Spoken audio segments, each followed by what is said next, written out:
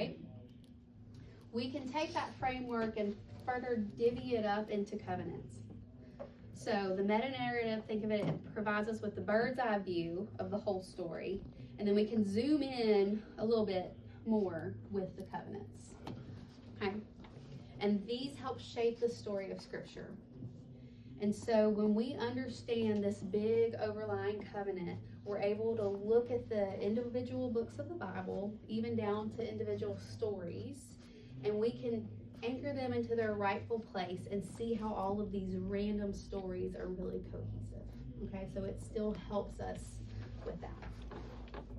And the arrangement, like we were talking about, of our Bible is not chronological. It can be a little bit confusing, like Ezra, Nehemiah, and Esther. They're all like back to back, but it doesn't, you don't really know from just reading them that they're all kind of happening about the same time.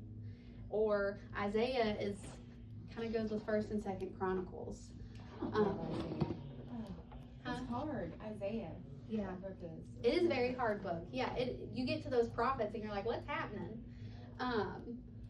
But once we finish our study on covenant, you're going to be able to take those things and you're going to be like, okay, which covenant does this fall under? And you'll be able to see, oh, okay, this helps me figure out why were they saying this, or why did this story occur?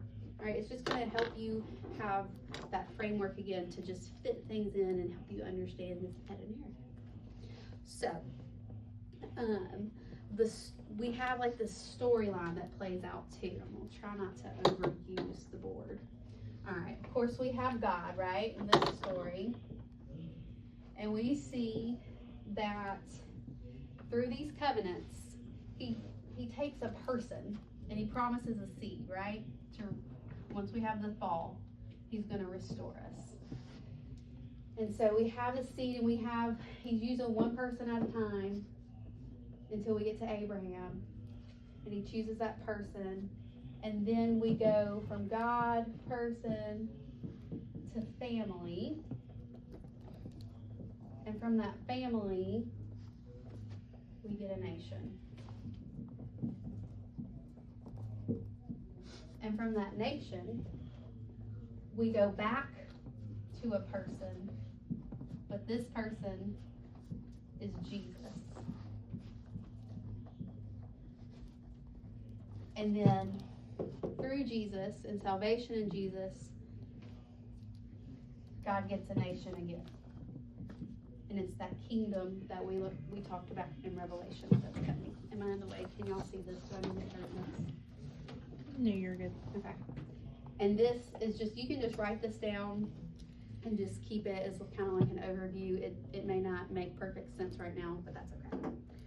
But it just shows how we use that covenant to kind of see, we'll see this storyline play out through the covenant, and it's going to help us make sense of the meta-narrative in that view. All right? Y'all got this? You would give you a minute to write it down. So,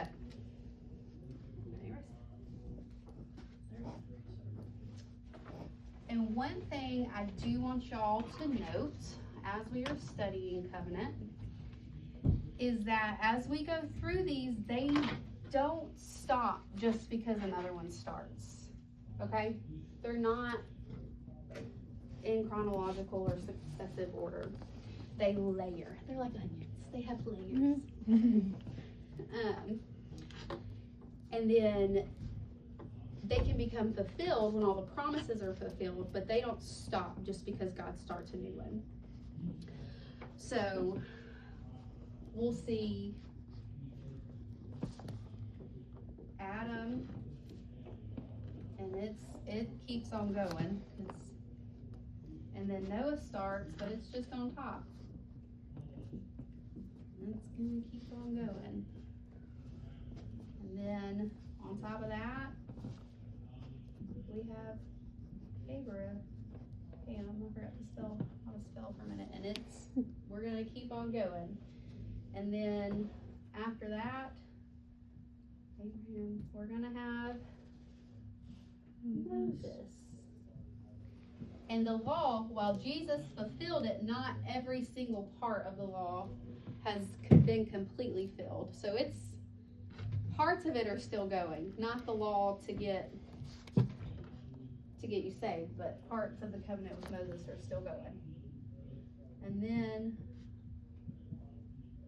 the covenant with David, that's still going. Why do I feel like I'm forgetting one? Adam, Noah, Abraham, Moses, Yeah. David. That's what Adam, Noah, Abraham, Moses, Yeah. David. The next is the new. Yeah. And the new covenant started and it's going, and that's Jesus. So, another thing to note is not only are they layered, but they all start off really broad and then they get really specific. So, Adam and Noah are like all of creation.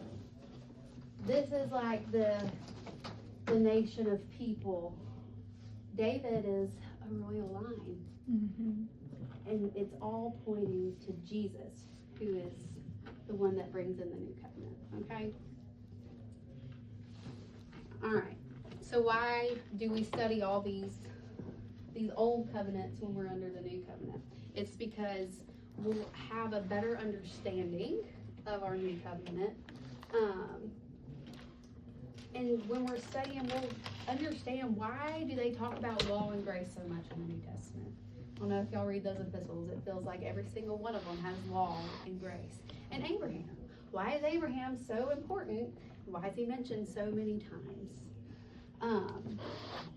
Even the fact that our Bible, the word for testaments in Old and New Testament is the same word for covenant. So it's the Old Covenant and the New Covenant. So that is how much covenant permeates our Bible, okay? And we're going to learn the why behind the covenant.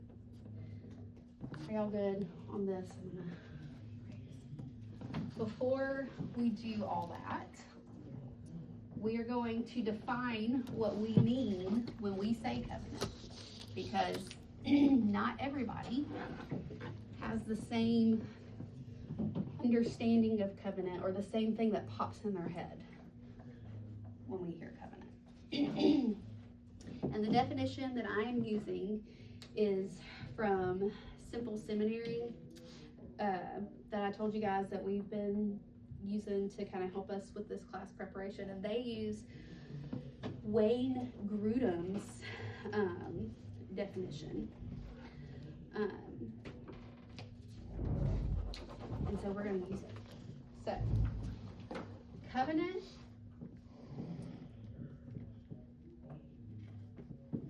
is an unchangeable,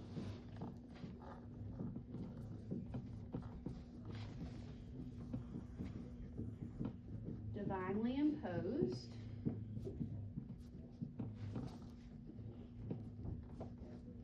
legal agreement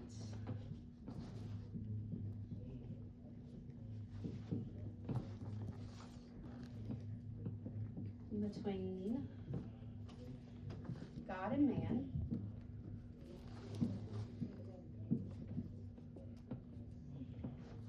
that stipulates the conditions of their relationships.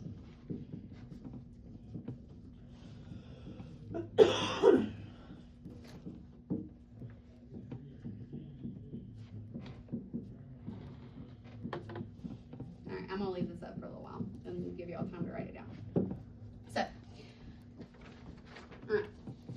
So that is our very specific definition we're going to go over tonight. But before we really dive deep into that, we're going to kind of zoom out, excuse me, and we're going to understand the covenant culture, and then we'll zoom back into this biblical definition of covenant, okay?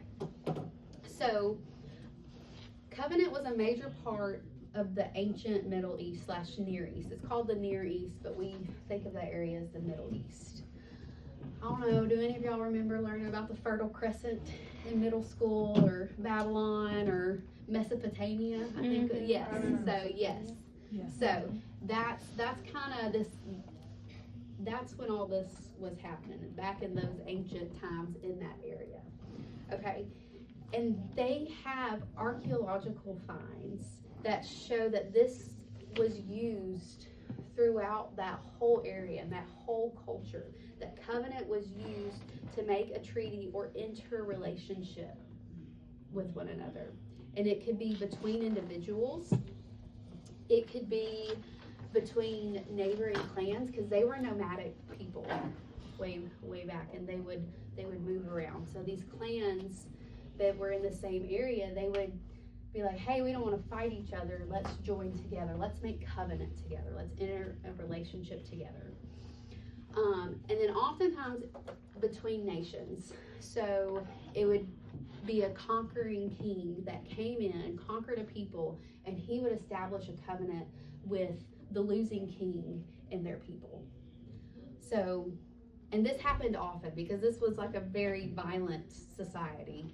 Like, it wasn't peace and happiness and all the things. It was a very violent, very dramatic, harsh society. And so this conquering king would enter into a covenant with these people, because oftentimes he wasn't about to stay in that area, but he would enter into covenant and be like, this is the benefits I'll give you if you enter in relationship, serve me, and I'll provide protection. And so that's what they would do. They would enter into covenant. And these covenants were considered binding agreements that could not be broken. And if it was broken, it was punishable by death. They had special ceremonies to ratify the covenants. And all the covenants followed a specific pattern. So, and this is from archaeological finds. This is not just like from what scholars have found reading the Bible. This is the whole culture, okay? So all of this to say, the people that we see in these texts that are entering into covenant with God, they were very familiar with this. And they were also very aware of the weight that a covenant carried. And then the readers of the Old Testament, because we know it's a very ancient text, even the readers that were studying this and reading this up until even in Jesus' time, they understood covenant. Like, it wasn't this kind of foreign concept to them.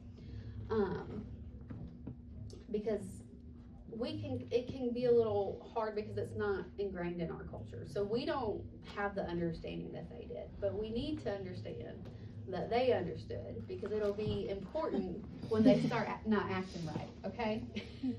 Because we will see people not acting right. Okay. So we just went through, we have this culture that fully understands covenant. All of them do, okay? It's like a general language, just about. Now let's go into this biblical covenant, okay? And we went through that, we have this definition. And another thing that we want to note for covenants is it's distinguished from a contract because the parties are not equal. That means one's more important and more high standing than the other. Now, I want us to work our way through the words of this definition. So, unchangeable. A covenant is unchangeable. When God enters into covenant, he does not change it. He never breaks it, never changes it. Now, it may be fulfilled, or he might add layers to it, like we saw my layer drawing, but he doesn't change the covenant. All right? Divinely imposed. That means God's the one who gives the covenant. God starts it. He always initiates or starts the covenant.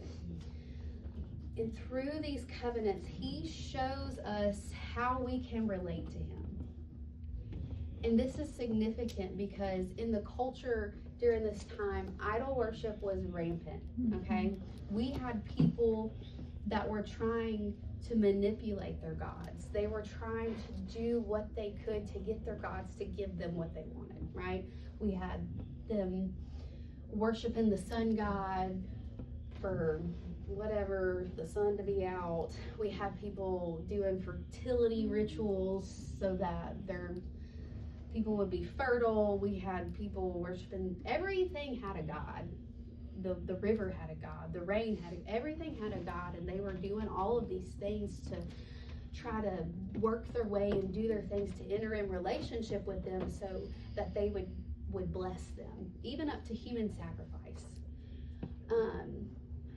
And they also knew that these gods that they served were real finicky, that they could change their mind at any time and their life would be thrown into chaos, okay? So that's their mindset, that's their way of life, that's their culture. But in contrast to this, God steps on the scene and he sets himself apart when he enters in relationship with his people. He shows that he is the one true God. He is Yahweh, and that he is above all gods. He can't be manipulated into a covenant. He is the one that initiates the covenant. Man cannot do it on their own. Also, he does not change. He stays the same. And you see the kindness of God in this. It's not, in which God has every right to be like, I'm God, you can't do this is what you're going to do, and this is the way I want to relate to you. And he has every right to. But it's such a kindness that he shows he's unchangeable. Because these people were used to gods that changed all the time. And he shows them love that it's like, no, I come to you and I do not change. This is an everlasting thing. And not only does the way he sets up covenant show his kindness, but the fact that he uses covenant shows his love. And it shows his grace, because he uses covenant to put things in a way that people can understand. He chooses this universal cultural language of covenant to show people, this is how you can relate to me. This is how you can be in a relationship with me. He doesn't come and choose some crazy random thing that they're like, what? I don't understand how to do this. They knew how to do covenant. So he chose that, and that shows his kindness even more so. Okay, so let's continue on. The legal agreement between God and man. So the Greek word used for covenant in the Old Testament, or the Septuagint, it's the fancy word to say the Greek Old Testament, is diatheke. And it's a very specific word that's used. The other context it could be used was like a last will and testament, where a father is passing on an inheritance to the son. The word shows us two things. One, like I said, the parties of the covenant are not equal. One's on higher ground. And two, the responsibility for satisfying the covenant rested more heavily on one party. In this case, it's God. So God is the one that keeps the covenant. And he holds the covenant together, and he is responsible for maintaining the covenant. And he does so even when we don't hold up our part. So, stipulates the conditions of the relationships. Like I said, covenants are very specific, and they follow a very specific pattern. And there was usually that formal ceremony involved. Does everybody have this definition down? I'm gonna erase it. I'm gonna delete it. Oh my gosh, I just sounded like a youngin'. Okay.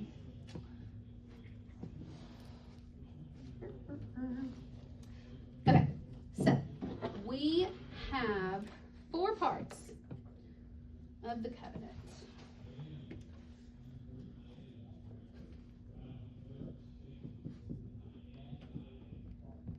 Let me try to write fast. I feel very pressured to keep the class going. Definition of the parties involved. So who is entering into the covenant? In this case, it's always going to be God plus somebody. Okay? Number 2, we have the conditions of the relationship. Now, covenants could be conditional or unconditional. And it'll go a little bit deeper into this in the homework, but just know that they can be conditional or unconditional.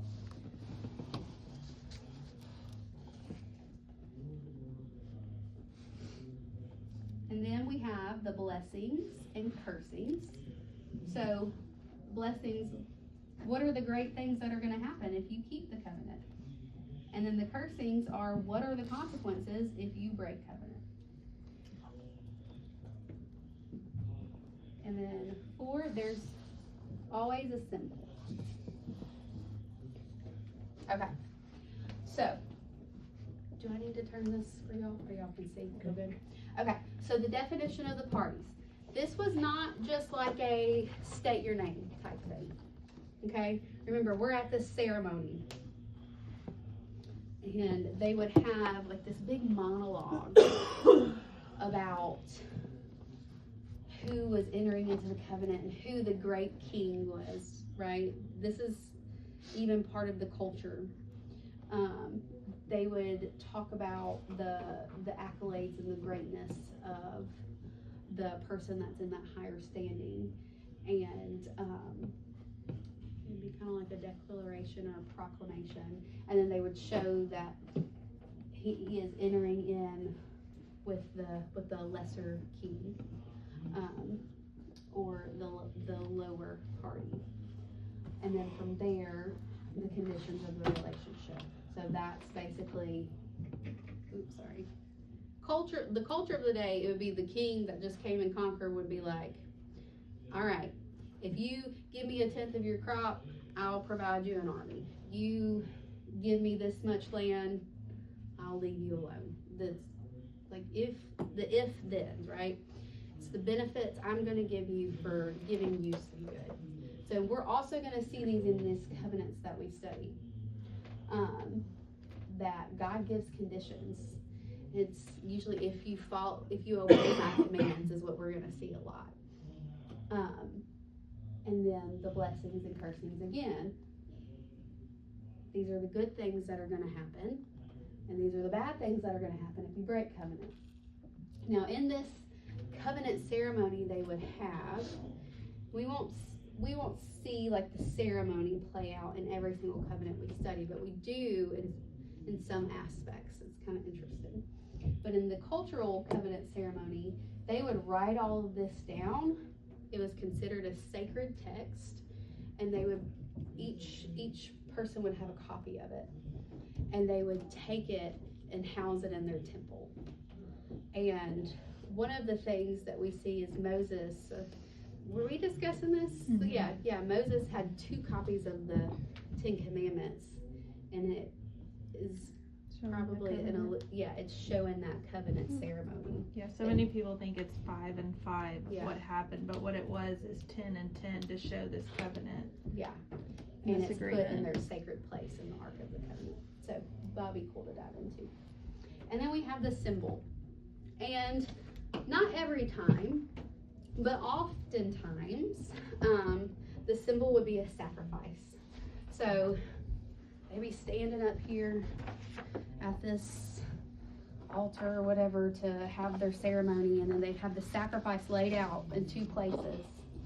And then the lesser party would walk through the sacrifice and walk through all the cut up parts to say, this will be done to me if I don't keep covenant. So this be done to me if I break this covenant. I'll be laid to waste. My whole land, my nation will be laid to waste. So the symbol was to show the significance and the weight, but it was also to make people remember, right? And we'll see different symbols in the covenant and in the covenants that we study. It's not always a sacrifice, but we will see some sacrifice, and we'll see some cool things about that. Anyways, so as we go through our study, remember we're just kind of hitting the high points of covenant tonight. And as we go through each covenant, we'll really dig in. But as we go through our study, I want y'all to look for these parts of covenant, okay? Because they're all going to be there. And it's going to help us understand the why behind so much of the Old Testament. Not just the New Testament, but we're going to understand why the Old Testament is the way it is so much. And we're also going to learn about the character of God through the way he has chosen to reveal himself and relate to his people in these covenants. We're going to learn the stories of the individuals he's made covenant with, these patriarchs. And we're going to learn the whole story, good, bad, and ugly. But by the end of it, we are going to know that we are a covenant people because God is a covenant-keeping God who is faithful to fulfill his promises, and he will continue to be faithful to fulfill all of his covenant promises forever. Yeah. So that's what I got on covenant. Do y'all have any questions about things? Questions, thoughts, comments? I'm sure I will. No, that's okay. Yeah. I don't know what to ask yet. That's okay. You're looking for the